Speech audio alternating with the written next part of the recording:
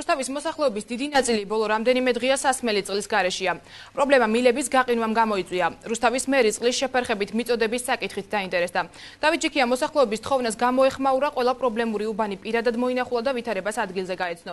ქალაქის მერმა კომპანია რუსთავის წყალს პრობლემის დროულად გადაჭრისკენ მოუწოდა და აღნიშნა, რომ პროცესის მიმდინარეობას კონტროლს პირადად გაუწევს. თემის დეტალებზე რუსუდან გოგოლაძე ამბობთ. ძლიერი ყინვის გამო რუსთავის მოსახლეობას სასმელი წყალი მილების გაყინვის გამო შეფერხებით მიეწოდება. მოქალაქეები ადგილობრივ ხელისუფლებას პრობლემის მოგვარების თხოვნით მიმართავენ. გასული დღეღამის განმავლობაში მერიის ცხელხაზზე 100-ზე მეტი ზარი დაფიქსირდა. ქალაქის ერთ-ერთი ყველაზე პრობლემური უბანი თოდრიის ქუჩაა. საცხოვრებელი კორპუსების თითქმის ყველა სადარბაზოში სასმელი წყლის მილები გაყინულია. მოსახლეობა პრობლემის მოგვარებას საკუთარი ძალებით შეეცადა, თუმცა უშედეგოდ.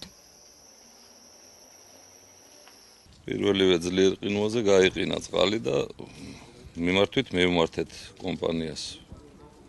მაგრამ ქალაქში ფერუგან არის გაყინულიო და ალბათ მოგვიწევს რიგი. ჩემით ვეცადე, მაგრამ არ გამოვიდა არაფერი. გადასახსნელია მილები და ისი არის გასათფობი.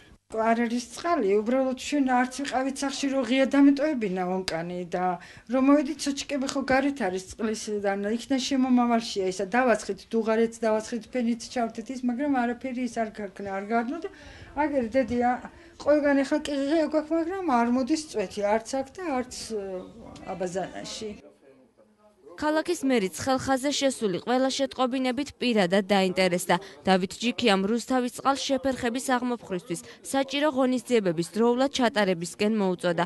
ყველაზე პრობლემურ კორპუსებში არსებული ვითარება კი ადგილზე დაათვალიერა. დავით ჯიქია მე-20 მიკრორაიონის ნომერ 7-ში მცხოვრე ფეიქრიშვილების ოჯახში მივიდა. აღნიშნული კორპუსის მოსახლეობა უკვე რამდენიმე დღის განმავლობაში სასმელი წყლის გარეშეა. დღეს მთელი დღის განმავლობაში მერიის ცხელხაზზე შემოდის ზარები, არის გაყინული კორპუსები, მილები. გამოვიდით ხა ვათვალიერებთ 101 მისამართი იყო, ამ 101 მისამართიდან ფაქტობრივად ყველა მისამართი არის ისეთი მისამართი, სადაც წყალი გაიყინა, სადაც შარშანწინ მოხდა მილების გამოტანა გარეთ. ფაქტობრივად გარეთ გამოტანა მილები ის გამოიწვია, რომ დაბალმა ტემპერატურამ მილები გაყინა და წყალი გაიყინა ფაქტიურად.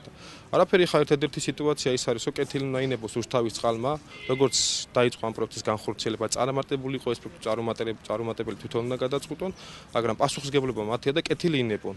მათ და დადგნენ, ორი ჯგუფი მუშაობ თუ სამი, თუ დასამატებელია, ორიც დაამატონ, სამიც დაამატონ და ამ ხალხს პრობლემა არ უნდა ქონდეს. მათი ვალდებულება არის მოსახლეობას წყალი მიეწოდებოდეს. ეს ვალდებულება მათ უნდა შეასრულონ და მე დღეს ამ საკითხთან დაკავშირებით საკმაოდ კაცად მექნება საუბარი მათ ხელმძღვანელობასთან. სასმელ წყლის მიწოდებასა და კორპუსების სადარბაზოებში არსებული მილების საკითხთან დაკავშირებით განცხადება რუსთავის წყალში გაკეთდა. დირექტორის მოადგილე სერგო ბაღდასაროვი აცხადებს, რომ პრობლემის აღმოსაფრხვლად სამუშაო ჯგუფები განსაკუთრებულ რეჟიმში მუშაობენ. ამ ეტაპზე ქალაქს 4 სპეციალური ჯგუფი ემსახურება.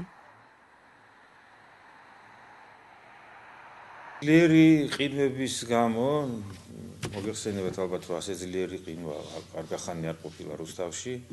გაზრდილია ავარიების რაოდენობა როგორც ქუჩაში და სამწუხაროდ გაიყინა მრიცხველზე მომწოდებელი მილები სადარბაზოებში. ვცდილობთ და გავაგრძელებთ ასევე, რომ ეს ყველა დაზიანების ლიკვიდაცია მოხდეს დროულად და ხარისხიანად.